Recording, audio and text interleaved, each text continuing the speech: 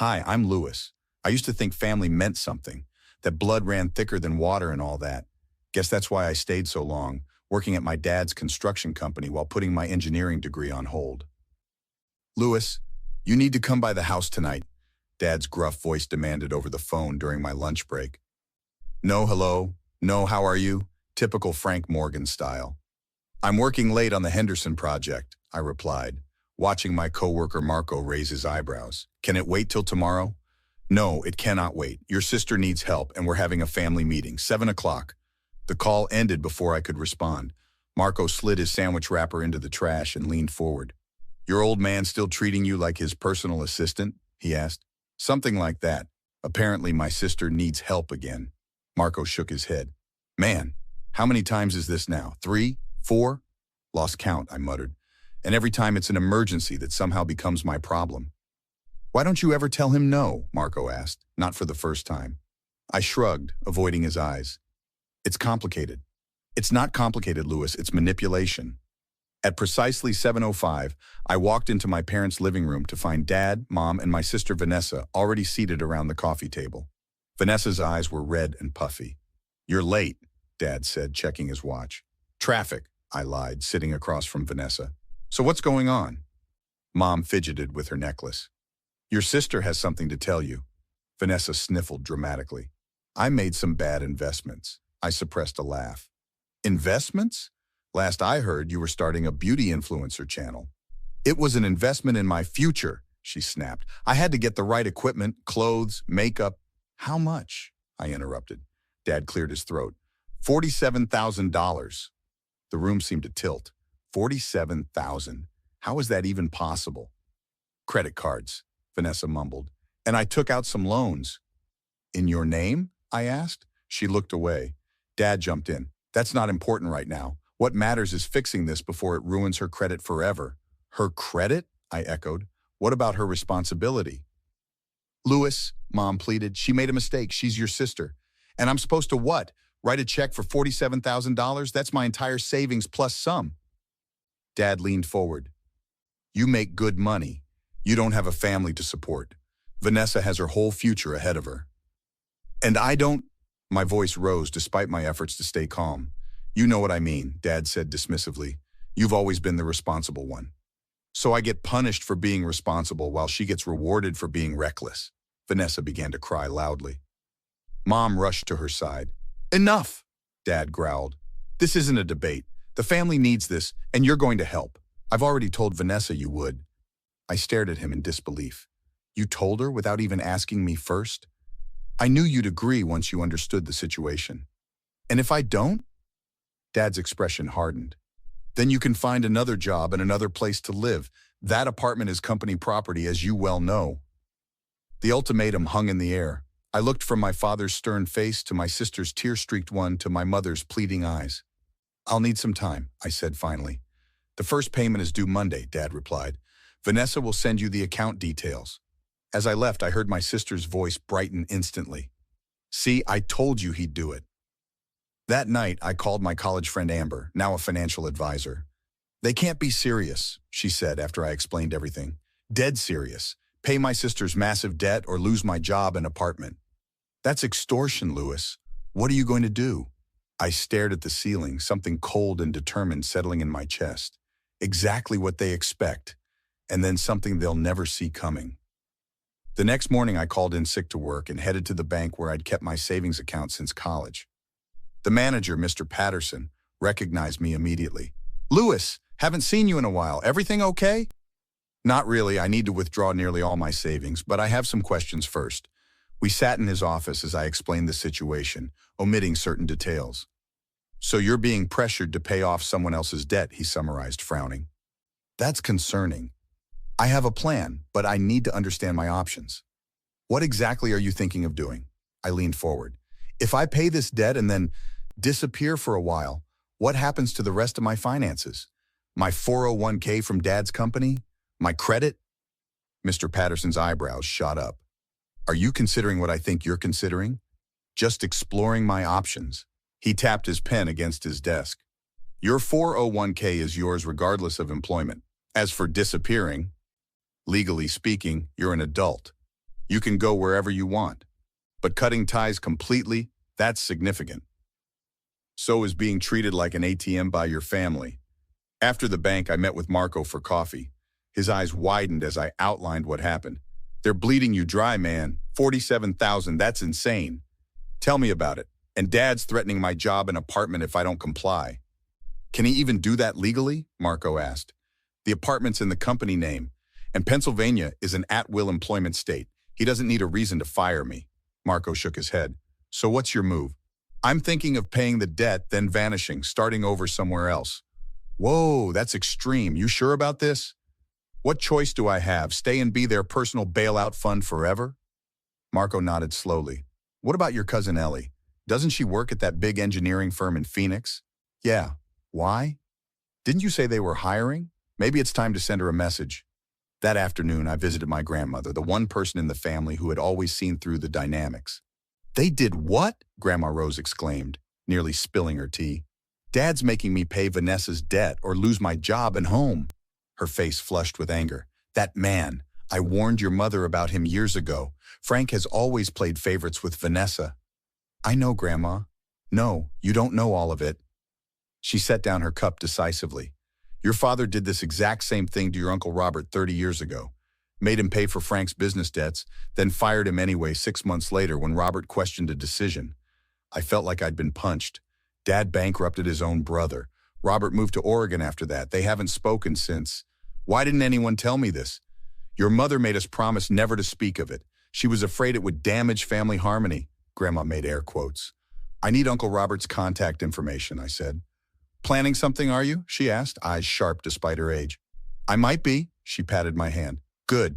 It's about time someone stood up to Frank, but be careful, he doesn't fight fair. Neither will I promised. Later that evening, I received a call from my mother. Louis, your father said you haven't signed the paperwork for Vanessa's debt yet. Is something wrong? I'm still figuring out the logistics, Mom. It's a lot of money. I know, sweetheart, but family has to come first. Your sister is devastated. Is she? Because she seemed pretty cheerful when I left last night. A pause. What are you implying? Nothing, Mom. I'll handle it Monday as promised. Your father says, I know what Dad says, I interrupted. Monday. After hanging up, I called Ellie in Phoenix. Louis, long time no talk. Hey, Ellie, remember how you said your company was looking for engineers? Is that still the case? Definitely. Why? You finally ready to ditch Uncle Frank's company? More than ready. How soon could I interview? Monday morning, I walked into the bank with a cashier's check for $47,000 and transferred it to the account Vanessa had specified. The teller raised her eyebrows but didn't comment. Immediately after, I called Vanessa. It's done, I said flatly. Oh my God, Louis, thank you so much. You literally saved my life. I promise I'll pay you back. Don't bother with promises we both know you won't keep, she gasped. What's that supposed to mean? It means I'm not an idiot, Vanessa. You've never paid back a dime you've borrowed from anyone. That's so unfair. I'm going through a really difficult time, right? Save it. The money's transferred. That's all you care about. You're being a total jerk right now, she snapped, her gratitude evaporating instantly. Better a jerk than a parasite. Enjoy the clean slate. I hung up as she was mid-protest. 20 minutes later, Dad called. What the hell did you say to your sister? She's hysterical. I told her the truth.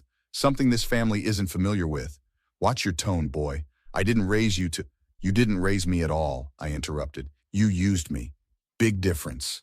A dangerous pause. I think you need to come to my office now. Sorry, can't. I'm busy cleaning out my apartment. Consider this my 2 weeks' notice. What are you talking about? His voice rose. You can't quit.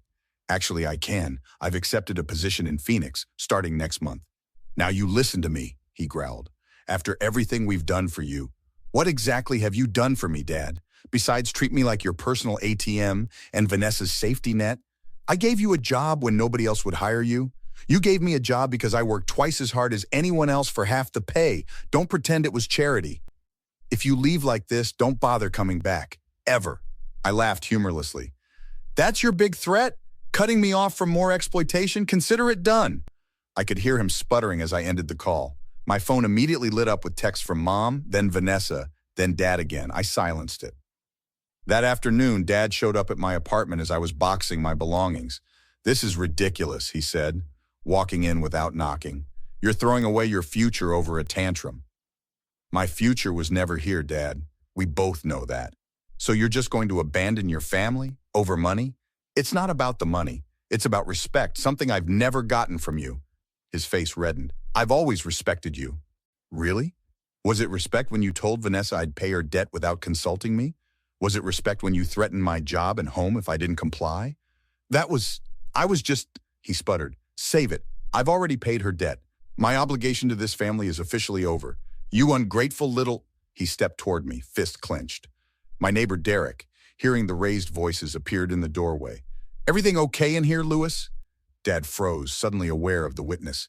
Mr. Morgan was just leaving, I said calmly. Weren't you, Dad? This isn't over, he hissed, low enough for only me to hear. Actually, it is. Completely over. As he stormed out, Derek looked at me questioningly. Family drama? Ex-family, I corrected, and the best $47,000 I ever spent. 6 months later, I was settling into my new life in Phoenix. My position at Ellie's engineering firm was challenging and rewarding. I had a comfortable apartment, new friends, and most importantly, peace. The call from Uncle Robert came on a Saturday morning. So you're the nephew who finally stood up to Frank, he said without preamble. Guess I am. Grandma Rose gave you my number?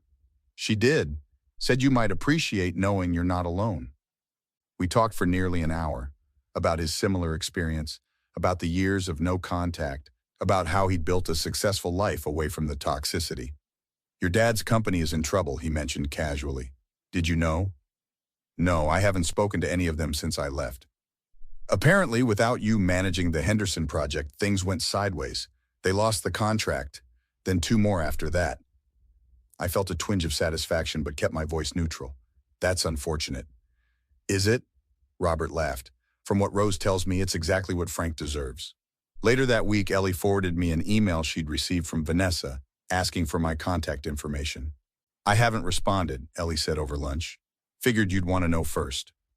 I appreciate that. What exactly did she say? The usual manipulation tactics. She misses you terribly. The family's falling apart, Dad's business is struggling, Mom's heartbroken. Oh, and she's drowning in debt again. I shook my head. Some things never change. Want me to tell her to get lost? No, I decided. Tell her I'll call her. Ellie raised her eyebrows. You sure about that? Absolutely. That evening, I called Vanessa from a blocked number. Lewis, is that really you? She answered eagerly. It's me. Ellie said you wanted to talk. Oh my God, we've been so worried. Mom cries all the time and Dad. Cut to the chase, Vanessa. What do you want? A brief silence.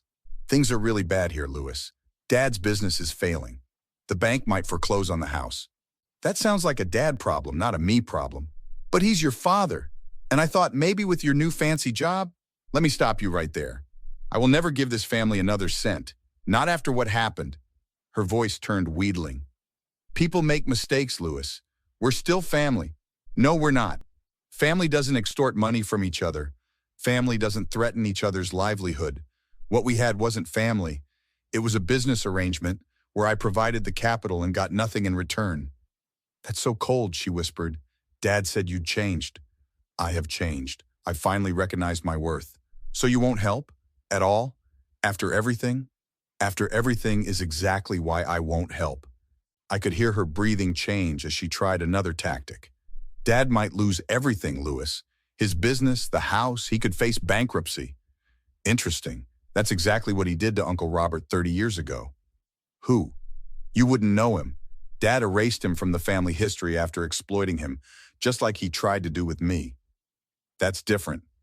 It's identical. And now the pattern repeats. So you're just getting revenge? Is that it? No, Vanessa. I'm protecting myself from people who see me as nothing but a resource to exploit. There's a difference. Mom was right, she said bitterly. You never really loved any of us. I loved the family I thought we were. Turns out that was a fantasy. After hanging up, I received a text from Grandma Rose. Proud of you. Visit soon. 2 days later, a legal letter arrived informing me that my former employer, Morgan Construction, was initiating legal proceedings to recover company funds misappropriated through project mismanagement. I forwarded it to my attorney, another college friend who'd been waiting for this moment, with a single question. Time to file our countersuit? Her response was immediate. Absolutely. I've documented everything from the coerced payment to the workplace harassment. Your father picked the wrong fight. That evening, I sat on my balcony overlooking the Phoenix skyline, feeling lighter than I had in years.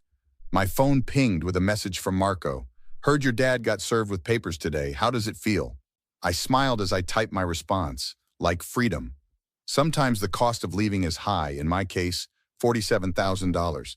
But the price of staying would have been infinitely higher. My dad forced me to pay my sister's debt, so I vanished without a word. But vanishing was just the beginning. The real revenge? Building a life they can't touch. What would you have done in my situation? Let me know in the comments, and don't forget to like and subscribe for more stories of family dynamics and personal growth.